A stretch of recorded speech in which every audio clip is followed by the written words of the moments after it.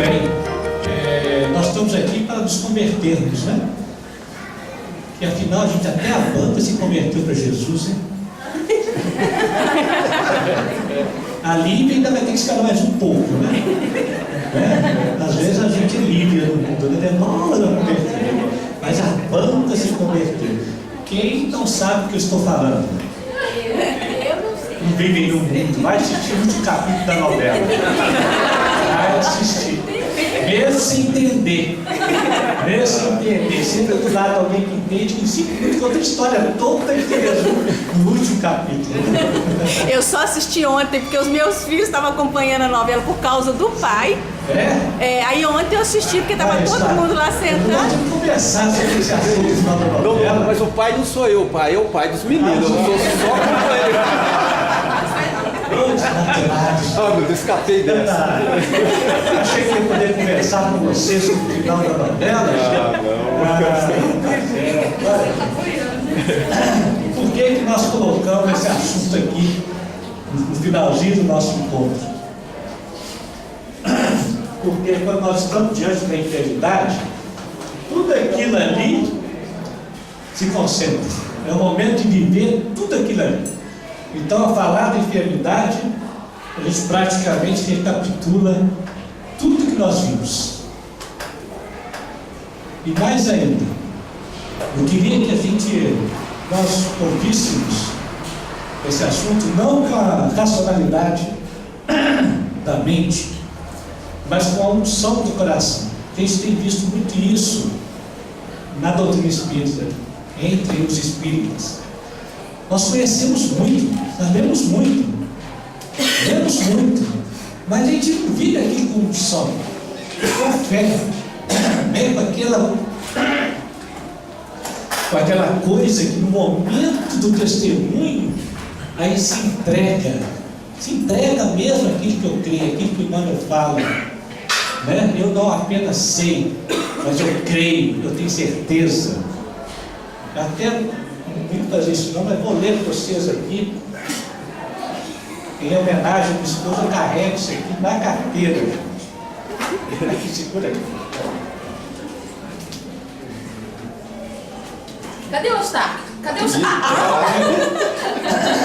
Isso é fruto do nosso curso da Bíblia, que eu distribuí para todo mundo e falei, os homens têm que colocar isso na carteira. Ele posta. Aí eu pus, imagina, né? Acho que todos, Rosana. Olha quem que manda, define e fecha. Eu quero que a gente, nós vamos apresentar o tema de hoje, em clima de fé. Ter fé é guardar no coração a luminosa certeza de Deus, que faz meu coração repousar numa energia constante de realização divina da personalidade. E assim, alcanço a possibilidade de não mais dizer eu creio, mas afirmar eu sei. E iluminado, não estagno em nenhuma circunstância da minha vida, pois adquiri a confiança de saber enfrentar todas as lutas, problemas, desafios e circunstâncias com essa luz divina em meu coração, que agora me faz dizer: faça-se nesse escravo a vontade do Senhor. Está lá no Consolador 354, depois vocês viu homens em homenagem às mulheres em homenagem aos homens, faz assim, põe no cartão, quando estiver abalado, você tira e lê. Gente, que coisa gostosa isso aqui. Então nós vamos falar hoje da ciência, muito de ciência espírita, mas com um olhar da fé, com um olhar da unção. E aí nós vamos. Ó, eu esqueci de ligar aqui, tá?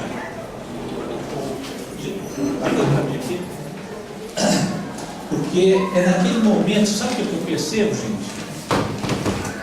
A maioria dos espíritas, quando chega nesse momento de enfermidade, esquece tudo que aprendeu na doutrina espírita, só usa umas coisinhas, usa o passe, a oração e a água vivificada, mas viveu a fé espírita, a fé cristã, que isso não é esse conteúdo que nós vamos trazer aqui não é exclusivo da doutrina espírita de forma alguma. A beleza da doutrina é que ele criou um corpo que facilitou o nosso entendimento. E a gente nota em São que o espírito é assim, na hora que fala de doença, não é espírita não, e nem é cristão, aí que não é nada, é católico. Na hora da doença, todo espírito vira católico. Sabe por que foi católico? Porque é um processo histórico, começou lá atrás, na antiga Grécia, tinha duas escolas lá de Quiros e Quirito. Um pertencia a Hipócrates e o outro pertencia a Galeno. Você vai ouvir isso pela 10ª vez, né, colega? É 10ª vez, então você colabora, viu? Uma vez eu estou abrindo um parênteses. Na época de mocidade, eu era com o bicho de Divaldo, né? Divaldo Franco, onde ele ia, tinha atrás. Aí nós fomos atrás dele, fomos para a cidade, fomos até o Rio de Janeiro atrás dele. Aí chegou lá e fez uma palestra lá, né? Aí acabou a palestra, veio ao encontro de eu e outros companheiros da mocidade, rindo daí, gozando. Eu disse, pela 10ª vez vocês ouviram a mesma palestra, hein? Mas quem mandou vocês ficarem atrás de mim, né? Eu ouvi isso pela 10ª vez, viu? Pois bem, então voltando. Tinha essas duas escolas, uma pertencia a Hipócrates e outra a Galeno. E eles tinham ligeiras divergências. E sinteticamente era o quê?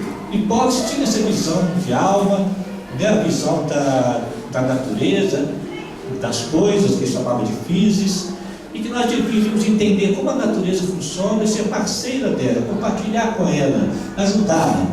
Já Galeno tinha uma outra ideia, deveríamos subjugar a natureza. Né? Aí o que aconteceu? Quando o catolicismo foi criado, lá em 300 e pouco, com aquela ideia da carne fraca, do pecado, que nós devemos subjugar a carne, essa ideia galênica ficou mais coerente com a proposta do catolicismo, não do cristianismo.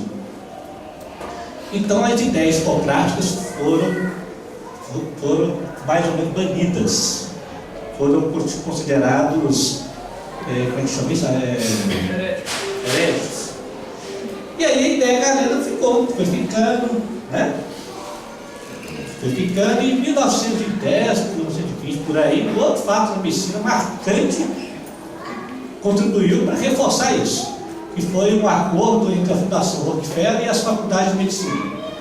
Que as faculdades de medicina deveriam estudar a biologia humana, né, o processo da doença, as questões do doente deveriam ficar a cargo dos padres, psicólogos e outros, para que houvesse maior possibilidade de fins lucrativos. E aí ficou.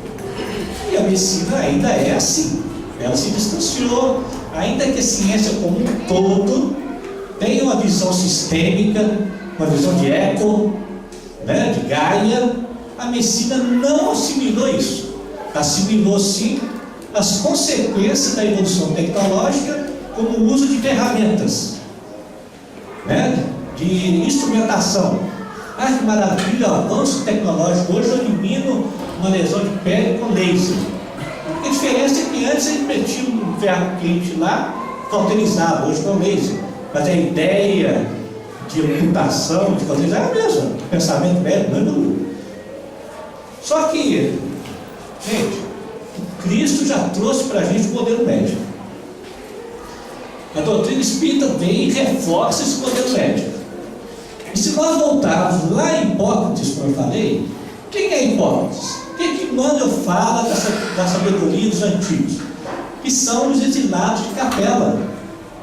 E, estando aqui na Terra, deixou-nos um legado de sabedoria que a humanidade iria descobrindo paulatinamente, não só nas próprias sabedorias, como nas escrituras sagradas. Emmanuel fala isso, o Velho Testamento, a Bíblia, é um conjunto de sabedoria que nós ainda não conseguimos ter acesso à grandeza deles, que veio dos sinais de Capela. Então você imagina, gente, nós temos na mão a verdade mais universal, mais profunda que tem. Mas na hora que chega a doença, a gente esquece isso tudo, e aí começa aquelas falas típicas, né, do mundo. Porque a ciência ela busca a verdade, mas ela não contém a verdade, ela está buscando. Mas quem vive com Cristo já tem o suficiente. Nós estamos falando do pensamento, que governa as nossas ações. Não estou falando se vai tomar remédio ou não vai, isso é secundário, né? É do modo de pensar e lidar com aquilo que se me apresenta. Então, quando nós estamos diante da enfermidade, seja nós ou nosso filho, como nós estamos aqui focando filho, né? Ao focar filho, a gente foca nós mesmos também, tem importância.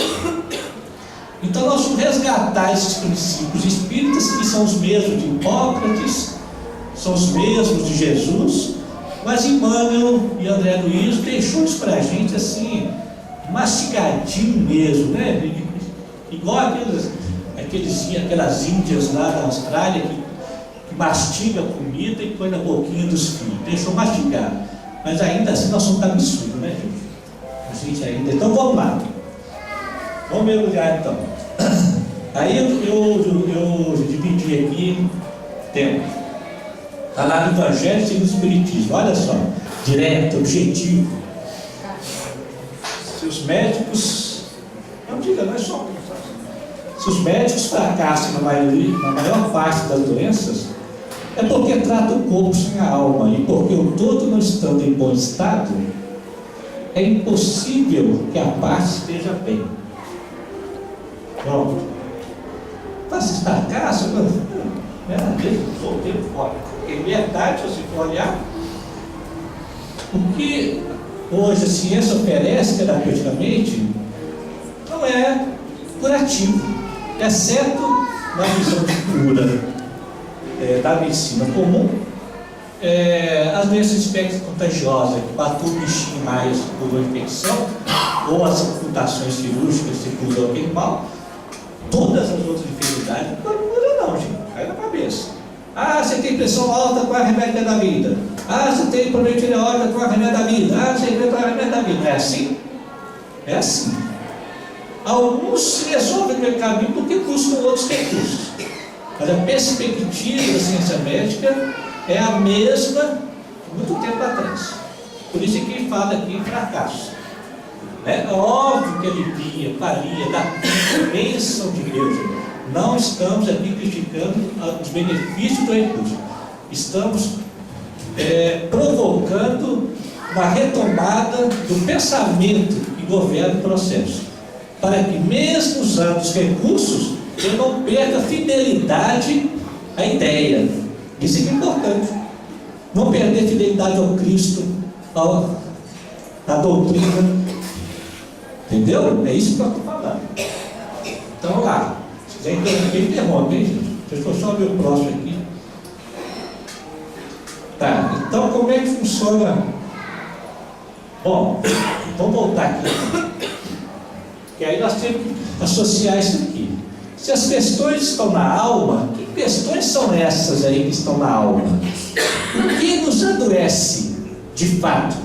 Aí é que é bacana no processo da relação com o filho. Você se lembra que nós falamos lá, quem sou eu, quem é meu filho? O olhar que busca o belo, o olhar que busca o talento, que encontra no feio o belo, que encontra no defeito o efeito. Perceber lá no início do nosso encontro? Aquele mesmo belo é o que adoece. Como assim? Aí nós vamos resgatar um conceito de Hipócrates. Maravilhoso, quando ele fala assim: toda enfermidade acontece quando há a perda da medida do belo que existe em nós. Gente, isso é maravilhoso. Como assim, do belo? O meu belo, aquilo que eu sou, que eu tenho de talento maravilhoso, a minha luz é que faz meu ABC, é a desmedida disso. Quando nós vamos estudar a mitologia grega, toda a bagunça da mitologia grega, que é o brigaiado de Deus, é devido à desmedida. Existe lá uma deusa chamada Íbris, é a deusa da desmedida. Ela chega perto daqueles deuses lá, e cada um tem uma virtude, tem um talento, e chega lá, cutuca aquele deusinho e fala assim: ó, só prometeu. Cutuca a vaidade dele, ele resolve ser mais do que os Zeus, né? E aí o Senhor Prometeu usa da sua astúcia e tenta passar a perna em Zeus, querendo ser mais do que ele, para ser agradável aos mortais, porque os imortais precisam dos mortais, porque os mortais é que alimentam os imortais. Aí o que acontece? Zeus vai lá e pimba, pune ele. E aí a bagunça toda da mitologia grega é a nossa, é da desmedida. Ou seja, nós carregamos um anseio do mais, né? Na maioria das vezes, movido por sentimentos antigos de culpa e medo, que nos faz exacerbar naquilo que eu sou bom. E nessa exacerbação, o corpo ele sinaliza. Olha o que Hipócrates fala, que lindo aqui, sobre isso. A enfermidade não é castigo, é a alteração da boa ordem da natureza. A saúde é o bem proporcionado à mescla das qualidades. Olha, gente, saúde quando há uma mescla, uma boa mescla das qualidades. Está temperado, gente. É comida gostosa. Comida gostosa não é nem muito sal, nem pouco sal. É a mescla. Quando está uma boa mescla, a saúde. Quando uma das qualidades resolve exagerar, o corpo sinaliza, ele avisa. Então é aquele momento do cogitar, do pensar. Aí nós voltamos aqui a princípio de realidade. Meu filho adoeceu. O que está acontecendo? Qual que é o momento de vida dele? Para isso perceber essa realidade, eu tenho que fazer uma conectividade. Tudo tem a ver. Não tem essa não. O homem tem essa mania. Isso aí é bobaginha que comeu doce ontem. O homem é fogo. A racionalidade exagerada elimina todas as possibilidades. Já a mulher não. As mulheres exageram às vezes, né? O contrário. Aí vem aqui, conectividade. Aí eu busco aqui, educação para a liberdade. O que é que eu falei? Não devemos ter juízo. A educação para a liberdade é não ter juízo. Juízo de quê? Não julgar a realidade. Simplesmente observar como um acontecimento e buscar dar significado a ela. Então, o momento de adoecimento da criança é uma riqueza, é maravilhoso, porque principalmente o quadro agudo emerge toda a natureza da criança, está ali emergindo de maneira mais tão simples, mas é porque é tão simples que a gente não valoriza. Vocês terem ideia, eu vou dar 2 exemplos que me marcaram muito esse mês, foram 2 fortes esse mês. Um de uma criança, a mãe me ligou, aflita, ela acordou de um pesadelo e já entrou no quadro de insuficiência respiratória e foi para o CTI. De cara. Como que foi o pesadelo dela? Ela sonhou que uma coleguinha pegou a mochila dela e rasgou a mochila dela toda. Ela acordou apavorada, já acordou. Olha só. Olha o fio que ela deu pra gente, do drama dela. Aí nós vamos então pegar esse fio, para entrar dentro dela. A outra, também dramática, essa eu já conhecia há mais tempo, com um temperamento muito explosivo, né? Aquele menino que bate em mãe, bate em todo mundo que estiver perto, né? Raivosa, não sei o que, aquela coisa toda, né? Aí aconteceu uma circunstância na família, que eles viajaram com um certo fato, não sei o que, e a menina não gostou de nada que aconteceu na viagem, de nada, só que ela silenciou. Ela silenciou, ficou estranha, geralmente ela teria que botar soltar o verbo, silenciou e implodiu. O que implodiu? Ela fez o pneumotórax. O que é pneumotórax? Ela entrou no quadro também de insuficiência respiratória e uma bolha, né? Ou seja, o pneumotórax é quando a parte do pulmão explode e entra ar onde não tem que entrar e gera uma falta de ar. Ela fez o pneumotórax, implodiu literalmente. E na implosão dela, no hospital, ela falou: vocês não cuidam de mim. Pronto. Aí vai ter gente ainda boboca falando: é o vírus, é o clima, que viajou, estava frio lá. Pelo amor de Deus, depois desse estudo aqui, quem falar isso para mim vai ser excomungado. Não vai ir nem para o umbral mais. Eu vou botar na porta do umbral. Eu vou ser o primeiro a citar lá, vigiando. Você não. A hora que chegar lá, assim, por que você morreu? Eu morri de. Eu peguei um dengue. Volta para baixo do umbral. que você morreu? Ah, eu morri de tanta mágoa que não consegui superar a mágoa. Entra com brau para queimar as mágoas, depois você sobe. Vou ficar lá no brau, fazendo triagem da galera. Então é isso, aí você vai percebendo pequenininho. Vai percebendo, lembra do tempo nós viajamos lá para Canela, 3 graus de temperatura, frio danado. Nós fomos lá naquela cachoeira que você tem que descer 964 degraus mais ou menos. E aquele bicho chegou lá, os nossos meninos: pai, pode entrar na cachoeira? O gênio. Como dizia minha avó, quem conhece o gado, solta o gado. Quem não conhece, prende. Vai, pode ir. Mas entrar na cachoeira, voltar gelado, roxo, tremendo. E ainda tive que subir 900 degraus na mata. Ela chegou lá em cima, gente, porque a minha sogra viu eles molhado, roxo, cianótico. Foi aquela excomungação, né? Vai ter pneumonia. Vai ser que. Calma, só vai ter, não conheço meu gado. Está tudo alegre, vai ter nada, não sei o quê. Para minha felicidade, minha sogra adoeceu. Ficou presa no hotel, nós fomos passear com ela. Os meninos felizes da vida não adoeceram. É assim, gente. Isso é fé. É isso que nós estamos conhecendo com verdade. É isso. Eu sei o meu gado. Eu sei como é que ele é. Eu sei o que adoece ele. Pode ir. Pronto.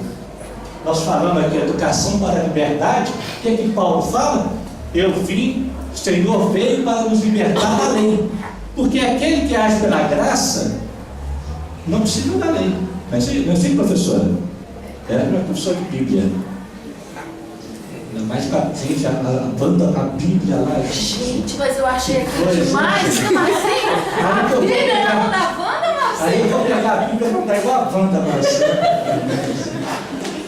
O Senhor veio nos libertar da lei, porque aquele que age pela lei não tem a graça do Senhor. É isso aí. Quando eu conheço o que é a graça, eu saio fora da lei. Não precisa mais, né? Não precisa mais. E aí você vai ver os detalhezinhos ali, o que adoece, o que apertou. Olha ali, valorizando tudo. Desde pequenininho, de neném, óbvio, quanto mais neném, difícil observar mesmo.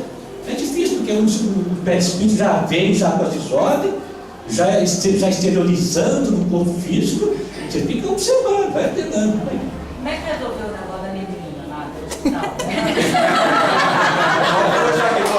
Não desencarnou. Não, aí é um processo longo aí, que aí hoje o nosso momento aqui, ó. Vamos socorrer, está no CTI, os outros recursos necessários de medicina, mas agora vamos trabalhar a causalidade do processo. Porque a predisposição continua, quer ver? O André Luiz fala isso. A predisposição morta continua, gente. Olha lá, vamos continuar. Ricardo, isso aí você está mostrando assim, vamos fugir do medo. Ele não é nada engrandecedor. Ele é o seguinte, a gente não consegue fugir de medo, não. Tem um parâmetro dele. Né? O medo, a gente tira o medo daqui de trás e põe do lado. E vou junto com ele. Porque a gente não elimina medo, não. Nós não estamos tão evoluídos assim para eliminar medo, não. Só se fizer uma narcose. Tomar muito Rivotril, frontal, essas coisas aí, fica assim, né? Aí fica assim, enfrenta, é chato, come chato, sério, tudo, né? Você põe no medo, fica assim, para conhecer. Porque o medo nos impulsiona a construir o nosso talento. Se eu tenho medo de ser negligente com meu filho, eu vou estar desenvolvendo a beleza do cuidado. Isso, aqui. Só que tem um momento que eu tenho que medir, porque se eu exagerar nesse meu medo e ficar cuidando exageradamente, aí o medo fica aqui atrás, eu começo a achar que eu tenho que evitar sofrimento de filho, pai e mãe não evita sofrimento de filho. E poda tudo, né, Ricardo? E vai podando, né? E aí adoece e põe culpa por causa disso, da chuva, do vento, do picolé, da comida, começa a pôr culpa em tudo. Por isso que o professor falava que os médicos ajudam a criar mau caráter, a criança com mau caráter, fracas, pusilânimes, porque é isso mesmo, né? Olha lá, guia dos espíritos, somos o instrumento, não é o contrário, é sempre da alma de cima para baixo. Nós somos vítimas, eu estou assim porque eu ri. E é gozado que até no meio espírita, às vezes a pessoa tem conhecimento esotérico e fala assim, eu adoeci porque meu chakra está muito desordenado. Não, eu desordenei meu chakra. E ele desordenou o coisa. Até isso é difícil de abrir mão de um pensamento, né? É difícil mesmo, não levar ainda reencarnações, que não é fácil abrir mão desse poder. É uma inversão, né? Aí ele vai lá no esotérico, põe nos cristais, vou lá organizar meu chakra. Fica lá sentado. Depois também na casa espírita um espaço específico, espaço para valer, preto velho, tudo. Aí tá pouco, vai no centro de Umbanda, tá pouco, sem medo. Acende duas velas. Aí vai. Não confundais o efeito com a causa. Não são os órgãos que dão as faculdades. Está lá. Isso que eu quero sentir isso com fé, gente. Com fé. Excetuados os quadros infecciosos pelos quais se responsabiliza a ausência da higiene comum, as depressões criadas em nós por nós mesmos plasmam determinados campos de ruptura da harmonia celular. E geralmente quase todos eles surgem como fenômenos secundários sob zonas de predisposição. Ou seja, esse aqui você usa ali específico mesmo. Todo mundo, a bactéria tem, achando problema de pernilongo, né? Sei que, pegar, contagiar. Existe uma zona de predisposição mórbida, que é isso que nós falamos, da perda da medida, do belo, que está no extremo. A mescla, né? Ou seja, o mexerico está com muito feijão, fica ruim. Ali é a zona de predisposição mórbida. Aí o que acontece? Diante de um fato que supera a capacidade de elaboração de trazer para o meio, a gente adoece. O agente externo, bactérias, vírus, sei o que, ele entra no sistema. Gente, nós temos que entender: bactéria é de Deus, vírus é de Deus. Vocês duvidam disso? Vocês duvidam? Hein? Sim! Sim! Assume a verdade, senão eu vou estar lá na porta com droga e não vou ajudar. Eu vou ficar no meio do caminho, no cemitério. É assim, porque quando fala, que horror, a epidemia está tomando aí o H1N1, está tomando como se fosse uma praga dos infernos. Mas de Deus, se é de Deus, gente, o que Deus quer com esses bichinhos? Eles têm uma função. Existem várias teorias sobre isso. Não vamos conversar sobre as teorias, não. Vamos falar da predisposição moda, vamos falar daquilo que Pasteur falava quando morreu, que ninguém ouviu, ninguém quis escutar, do terreno. O terreno é importante. Não importa com antibiótico, não, isso é bobagem. Mas o importante é cogitar. Meu filho está com amidalite, eu estou com amidalite, o que aconteceu? O que foi? Vamos analisar. Olha ali, você observa, para perceber que desmedida é essa, o que está preso, o que está saindo, o que. Aí vai, né? Não importa se vai tomar antibiótico para matar os bichos, matar a mosca. Para cuidar desse terreno. Oi. Ricardo, isso é tão verdadeiro, né? Eu acredito muito nisso. Se isso não fosse verdadeiro, numa casa, uma família, um filho adoece ou o pai, alguém adoece, por que o outro não também adoece? Todo mundo da casa adoece. Né? Se realmente não tivesse um equilíbrio daquele corpo, daquele terreno. Aí você lançou um outro conceito interessante, importante, o conceito de contágio. Existe contágio de virtude. Coisa boa e coisa ruim, não é de bicho não. Você vê, não existe quase relato nenhum na literatura médica de médico que ficou leproso porque cuidou de leproso. É isso mesmo, gente, a verdade é essa. Nem a ciência explica não, nenhum imunologista explica isso. Só que a ciência precisa de medida. Ela precisa de medida. Então o que ela faz? Ela mede aquilo que chega no laboratório. Ela não consegue medir a verdade do mundo. Ela não consegue pegar uma população imensa que já foi picada pela dengue, não sei quantas vezes, não teve nada, para mostrar que não é só o mosquito que é o problema. Não consegue, ela consegue pegar aquilo que chega ali no laboratório. Como o laboratório imita a vida, a medicina trabalha com exceção. E nessa hora, nós que temos conhecimento maravilhoso do Cristo, nós pensamos igual ao outro e ficamos morrendo de medo de ser diferente. Deve ser diferente do que isso está comendo, não sei. Então, uma vacina de gripe, aí vai tomar tudo vacina, graças a Deus eu estou protegido da gripe. Está protegido agora? Quer pôr todo mundo em certeza. Não está. Nós vamos começar a tirar os peitos para evitar câncer. Eu estou até pensando em tirar a próstata de uma vez. Ah, é, porque está chegando, já tira de uma vez. Que coisa! Olha, o cume, o acne, né? O ápice. O acne também tem. É o ápice da loucura do processo, né? É o ápice, gente. Vamos começar a ocultar agora. E aí começar a descer o ensino Frankenstein. Se eu tirar essa pedra logo, como mecânica.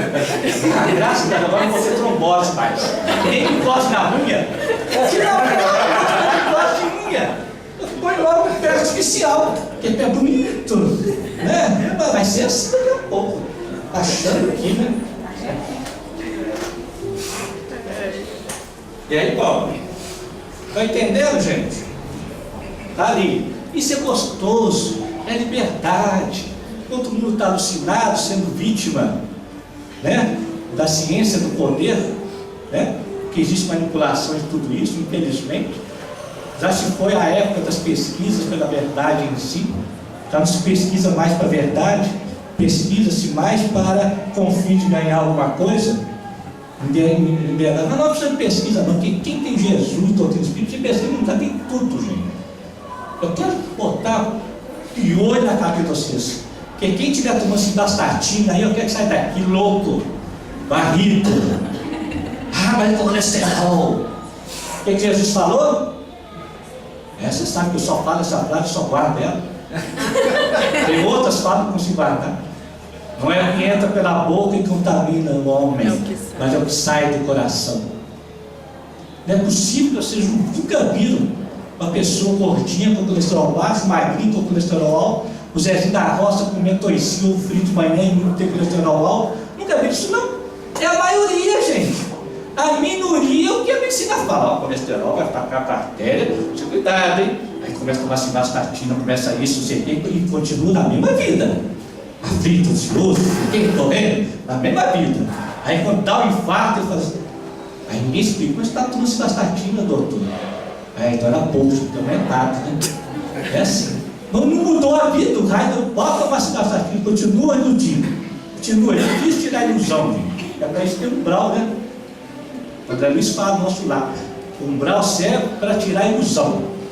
Tira também cibastatina, tira ribotril, tira tudo, que chega lá não tem farmácia, não tem médico para ludibriar a gente, não tem. Quando chega no umbral, se a pessoa se aflito, ai meu Deus do céu, preciso de um citalopram, preciso de um Prozac, preciso de um Viagra, não tem Ritalina aqui não. Aí no umbral não tem, gente. Que coisa horrorosa, você vai pensar nisso até arrepio. Não tem uma prazolanazinha aí, não? Não tem. Aí nós vamos. Então é melhor começar aqui hoje, tá? Estou pregando para não usar, não. Pelo amor de Deus, tem 22, tem que usar mesmo. O negócio doido também, de vez em quando precisa ir lá para aguentar a mulher, aguentar um ou outro. É a bênção da vida, gente. Isso não é veneno, não é do demônio, não. É saber usar com propósito. Não esqueçam disso. Tem hora que não dá conta, não. Chega de noite, você toma meia prazolana. Graças a Deus, agora vou estar com Deus em paz. Né? Que chega lá tão perturbado que nem Deus dá conta. Aí precisa de meio. É isso que eu estou falando, hein? Assim, E também não achar que uma doença, vou falar, você tem uma diabetes, uma pressão alta, e achar que aquilo vai ser pro resto da vida. Porque a pessoa toma aquilo como dele, e aí ele fala, eu vou morrer com isso. E vai mesmo. Falou, porque o pensamento. Olha lá, conceito de tudo. Para o homem da terra, a saúde pode significar o equilíbrio perfeito dos órgãos materiais. Para o plano espiritual, todavia, a saúde é a perfeita harmonia da alma, para a obtenção da qual muitas vezes há necessidade da contribuição precisa das modéstias. Quando os meninos lá em casa ficam agitados, ficam doidos para adoecer. Tem coisa boa, uma febre. Eles aquietam. O que é febre, gente? Febre é queima de arquivo. É necessário. Reorganiza. Mas vocês não leram no Mundo Maior, não? Quem já leu no Mundo Maior aqui? Nossa Senhora, também você não sabe nada, você pode ser médico, gente. Isso, no Mundo Maior fala lá o capítulo da convulsão. Todo mundo morre de medo da convulsão, porque a medicina botou medo, né? Há 30 anos atrás botou medo. O que o André Luiz fala? A convulsão reorganiza os campos psíquicos. resgatando a harmonia transitória, dando tempo para que o homem se organize. Isso é uma bênção, ainda mais de febre, então tem que ter febre mesmo. Aí vai ter convulsão, mas se tiver, te assusta, pega um medo, estrangular, não sei o quê. Mas eu quero dizer para vocês que é bênção, gente. Se tem medo não, pode ir para o hospital, faz o que quiser, mas vai com serenidade, fala, olha, está reorganizando. O André Luiz falou isso. Ué. Quando Lázaro estava morto lá, estava lá naquele estado, chamaram Jesus. Jesus levou 3 dias para ir. Porque sabia, quem sabe é tranquilo. Quem sabe não fica aflito, desespero. Sabia a condição de Lázaro. Só depois de 3 dias, quem foi?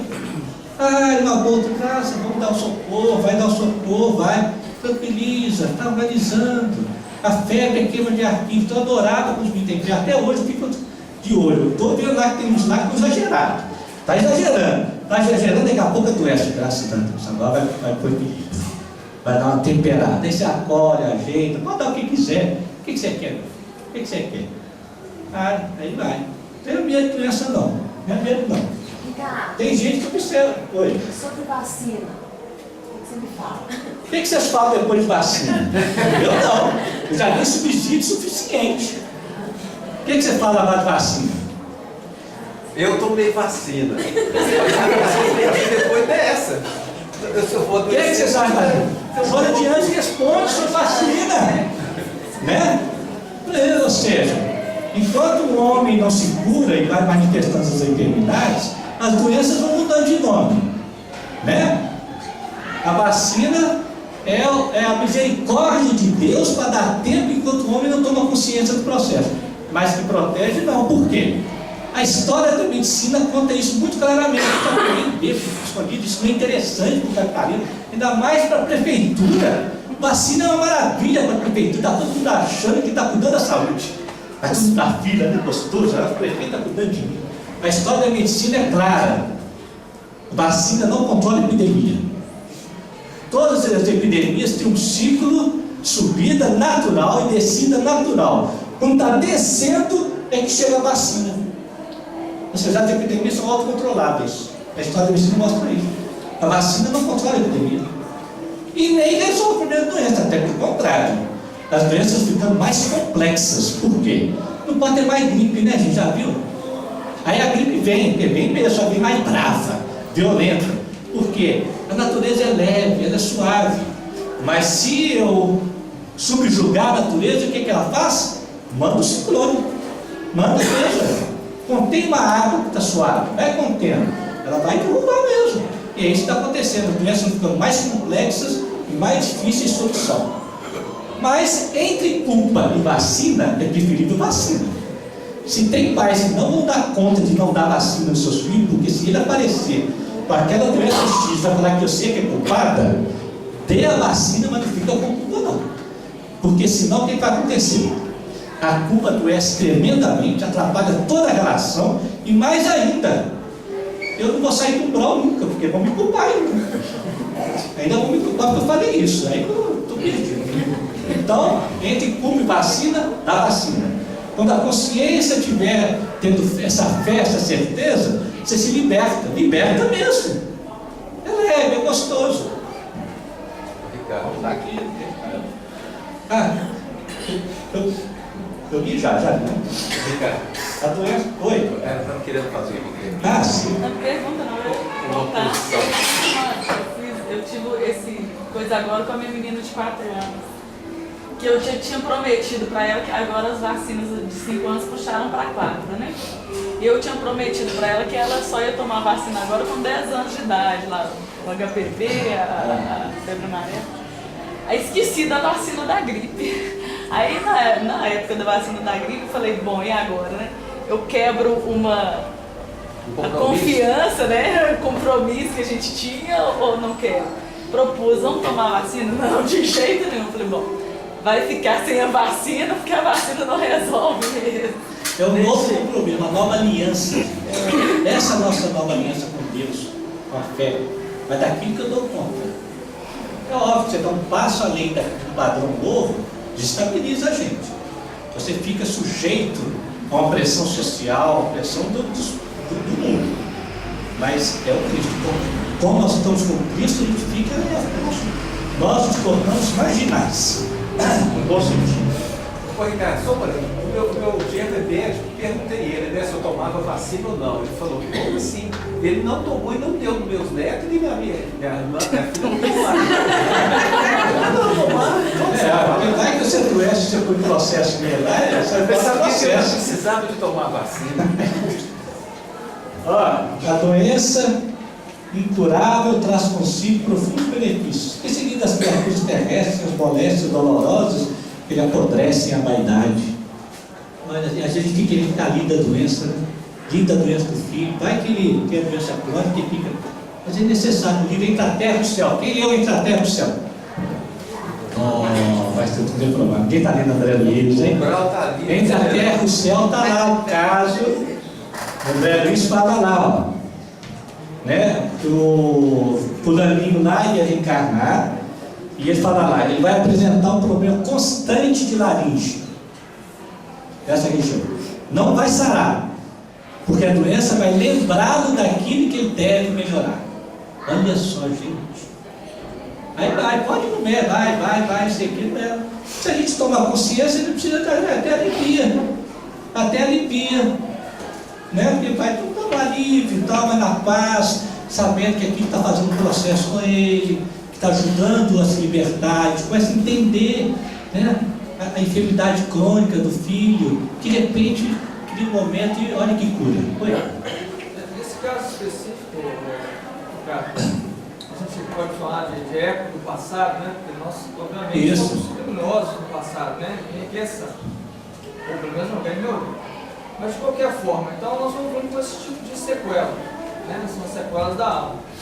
Essa sequela, às vezes, buscar realmente um paliativo para ela. Obviamente, como eu estou falando, não tem cura. Vai aliviar, sem desespero. Isso, mas a questão, né, da busca do conforto é uma coisa diferente ao ser humano também. Claro. Você fica sofrendo só porque, não, eu estudei lá no doutorismo, que é realmente sofrimento. Não é isso, né? Olha só, é delicado, porque você busca o conforto, mas fica atento para a relação ao risco-benefício, né? Para perceber o significado daquele momento, porque se encontra o significado, aqui vai deixando de ter razão. E outra coisa, pelo amor de Deus, vamos sair com essa ideia de que eu fui criminoso no passado, que aí cai na ideia que eu tenho que sofrer. É a culpa, minha Não, gente, no caso entre a terra e o céu, aquele jovenzinho, aquele homem, ele suicidou. Ele tem 2 reencarnações de suicídio. O que é suicídio? Eu não sei de viver, gente. Eu quero viver tanto que não dou conta de viver nessa realidade do manequim. Então é a desmedida do belo, como diz Hipócrates. O suicida, ele é tão desmedido do belo que não dá conta de se auto-aniquila. Mas é busca de beleza. É busca de querer viver. Eu tenho que introjetar isso em mim para sair desse padrão que nós espíritas temos de ver a reencarnação como punição, castigo, aquela coisa, né? Não, gente. Todos nós estamos buscando o quê? A beleza, a justiça, a alegria, a bondade. Todas as nossas coisas do passado é porque nós quisemos isso. E nós queremos isso. Só que a direção, você lembra que eu falei lá da coisa? A direção que foi equivocada. E nós estamos aqui para mudar a direção e para medir. Então, isso é gostoso, gente. A gente se olhar diferente. Eu não estou aqui pagando nada. Não estou nada disso, não. Não sou criminoso, não. Eu sou filho de Deus. E quem é filho de Deus mora na casa de Deus. Quem é escravo de Deus não mora na casa de Deus, mora lá fora. E o Senhor veio para nos libertar da condição da escravidão da lei, para vivermos da graça. Então é aquele momento que eu sofro, é angustiante, isso é humano. É humano ter medo, é humano sentir medo de perder o filho, de querer fazer alguma coisa, buscar o conforto. Mas eu saio da urgência e entro no que é essencial. Eu não perco essa referência. Percebe, gente? Eu posso ter paz e estar aflito. Olha que interessante, porque paz não é uma emoção, não é um sentimento. Ter paz é uma pessoa, é o outro, é Deus que está comigo. Paz é conviver com a outra idade, com esse outro que eu confio, e eu tenho certeza que ele me guia, que ele me segue, que ele sabe do que são as minhas necessidades. Paz é a certeza do outro, não é emoção nem sentimento, de tal maneira que eu posso ter aflições, mágoas, raivas, medo, eu posso ter isso tudo, eu posso não ter paz psíquica, mas eu tenho paz espiritual, que eu tenho certeza. E Emmanuel fala assim: não duvides de que o Senhor sabe das suas necessidades. Gente, isso é muito demais, é unção. Senhor, o Senhor está vendo aqui eu com meu filho? Olha aqui, Senhor, a doença dele tão horrorosa. O Senhor sabe das suas necessidades, Senhor. Eu sei do que você precisa para se libertar, e ele também.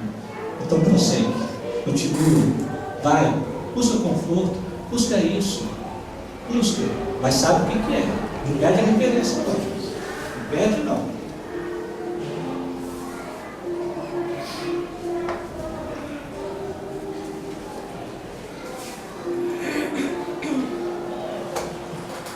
É ainda na alma que reside a fonte primária de todos os recursos medicamentosos definitivos. A assistência farmacêutica do mundo não pode remover as causas transcendentes do caráter mórbido dos indivíduos. O remédio eficaz está na ação do próprio espírito inteiro. Bom, nas farmácias sim, mas não remove não. Remove não. Sai daquela assim, graças a Deus eu sei que eu tenho no estômago. É o H. pylori. Agora eu vou matar o H. pylori com antibiótico, vou tomar o omeprazol e graças a Deus ficar bem. Faço não. Porque se eu não voltar para ir lá remover as causas profundas, um processo constante de busca, de autoencontro, naquele momento de encontro com Deus, de doença e encontro com Deus. Porque doença é finitude, é medo do ir, da morte, é impotência. O que fazer? Eu me entrego. É naquele momento que o infinito conversa com a gente. É naquele momento. Não sei se eu já contei uma experiência espiritual do Fernal. Então eu vou contar para vocês. Porque como Emmanuel fala assim, que fica buscando testemunhos do mundo espiritual, mas nós é que temos que ser testemunhos.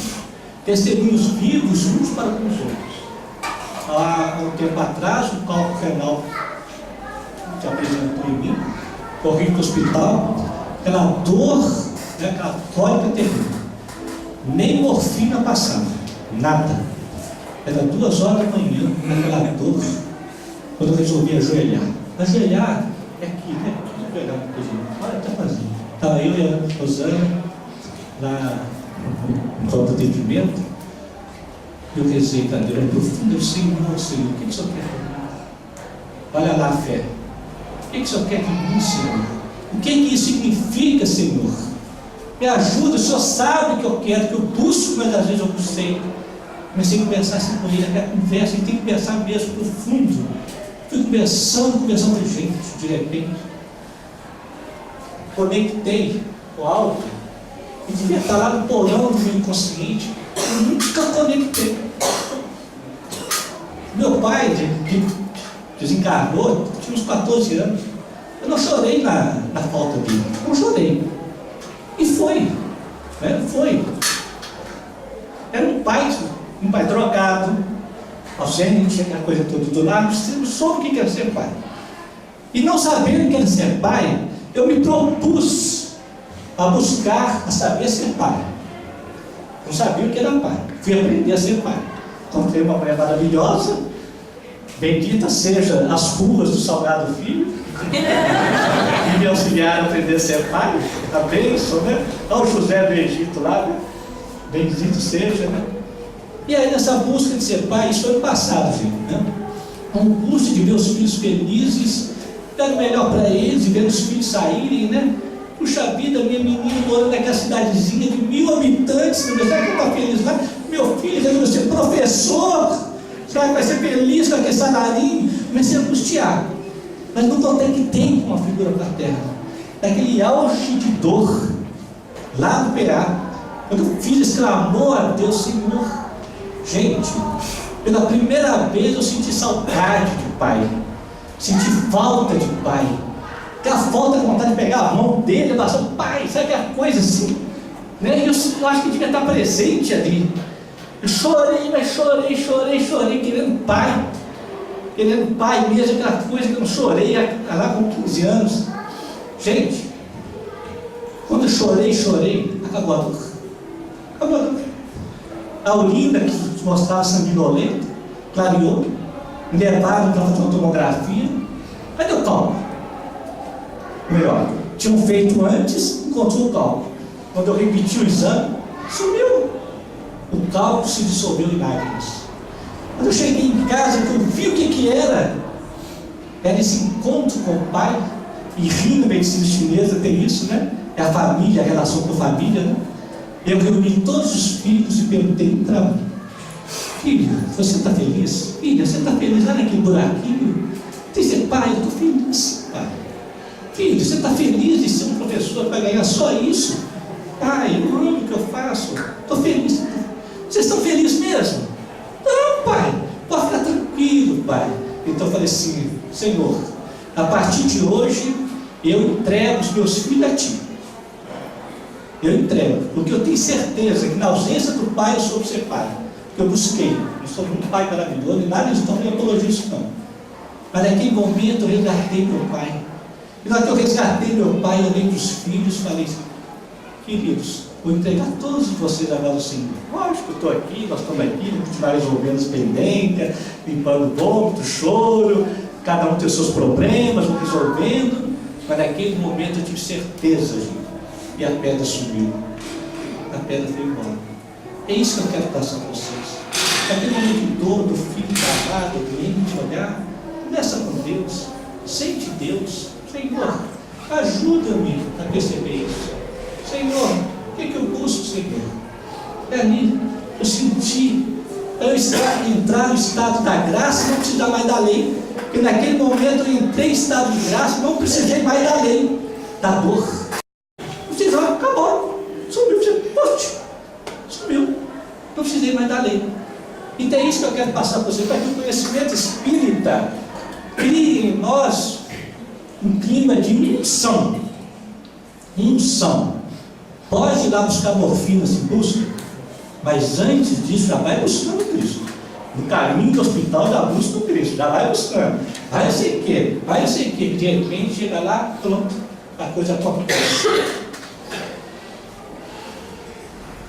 Podem observar que as injeções de comprimidos suprimem a dor. Todavia, o mal ressurgirá mais tarde nas células do corpo. É isso que nós falamos. Vai voltar. Vá, não torne-se a pecar, para que o mal maior não te suceda. Teve infecção de garganta, teve a segunda, teve a terceira, busca outra ajuda, busca outro tipo de ajuda. Está repetindo. Se insistir, vai trocar de lugar. Ah, estou com estômago, tomou omeprazol, acabou a dor, agora estou com colite, agora estou com isso. Espera, só está mudando de lugar, gente. Vai, não torne-se a pecar, que mal maior. O que é pecar? Nós vimos aqui. Pecar é perda de alvo, pés amarrados, estou perdendo meu foco, isso aqui é pecado. Tira aquela ideia ruim de pecado e punição, pelo amor de Deus. Pecado é perder o foco, estou perdendo o foco. Criança, quando adoece demais em casa, está denunciando, a família está perdendo foco, retoma o foco, vamos lá ver. Isso aqui é pecado. Acabou. Vem do céu, perfeito surpresa aqui. Então, eu vou colocar.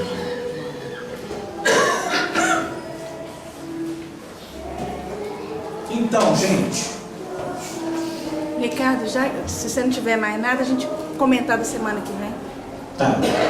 Então eu quero que você saia daqui com um clima de unção, de fé, uma nova certeza na vida. E aquele momentozinho de enfermidade com nossas crianças, um momento sublime da vida, de conhecer, valorizar as pequeninas coisas. Ainda que eu não tenha acesso a esse conhecimento todo, eu fico ali em observação, em stand-by, um olhar sem juízo, porque vocês vão ver que tem criança que conhece por alegria. Tem criança que antes do aniversário dele já adoeceu. Ou então depois. São crianças com tanta emoção, com tanta alegria, excitadas, que adoecem por excitação, vão lá em Disney e voltam adoecido. Esse mesmo tanto de gente que eu peguei menino vencido, eu disse enganado, vamos preencher o consultório. Vai para Deus, Liga, vai para si, fica aqui comigo. Vai, não precisa levar mentira, bobagem, né? Os pais gostam, né? De dar excitação ao máximo para os meninos. Prazer ao máximo. Só escorregador dá pouco, né? Tem que ser aquele que 500 metros quadrados te joga assim, ó. Você vai naquela 200 km por hora, na loucura, o pé espírito sai do corpo, espera lá embaixo, o cordão de prata fica atrás, aí aquele você levantou, aí chega lá com aquela sensação, né? É a sensação que a gente quer, gente. A gente quer aquilo, a gente quer orgasmo na vida. Isso é orgasmo, a sensação máxima do espírito liberto do peso da matéria. A gente quer isso. Só que a gente busca uma loucura assim, né? Aí eu gosto que depois o consultório fica cheio de vida adoecida, a gente vai cantando, vai ganhando dinheiro, comprando as coisas boas, e é isso mesmo, né? É coisa boa, né? A gente tem que correr atrás, por quê? Porque no novo planeta não vai ter médico nem direito, advogado. Advogado vai acabar, porque não vai ter conflito, não precisa resolver, vai ser tudo ali na alegria, no discernimento, né? Médico também vai acabar no novo planeta. Eu tenho que aproveitar agora, porque não vai ter mais médicos, não. Todo mundo vai saber lidar com a sua diversidade, um ajuda o outro, tempera. Ó, você está pondo muito feijão. Ah, é mesmo. Que agora, assim, que você não sabe nada, não. Eu que sei cozinhar, que nem o percoço, né? Não, senhor, sai daí do garrafa, sai, volta pra garrafa, volta pra garrafa. Falei, ó, tá bom feijão demais. E assim, sabe alguma coisa de mexer? Eu não sei. Aí, pronto, adoece. A gente vai lá, eu te falei. Né? O pai do filho pródigo tem que pôr na gaveta, né? O pai do filho pródigo nunca fala assim pro outro. É a hora que chega, acolhe, em silêncio, espera, que da próxima vez que ficar em silêncio, na hora que for pôr mais feijão, pode deixar que ele vai lembrar. Não de mim, porque não deve lembrar de mim, deve lembrar da experiência. Nós vimos isso aqui. Porque se lembrar de mim, ele vai pôr menos feijão por medo. Aí não tem valor, não tem mérito. Tem valor quando eu absorvo a experiência e coloco que eu vivi aquilo. Em que a vida se torna um acontecimento constante da presença de Deus na nossa vida. Tantos modos vários com que ele nos conversa, falando, põe menos feijão, tempera, fica leve, ajuda suave, fala leve, põe menos feijão só. É assim que Deus vai conversando com a gente. Muita paz para todos.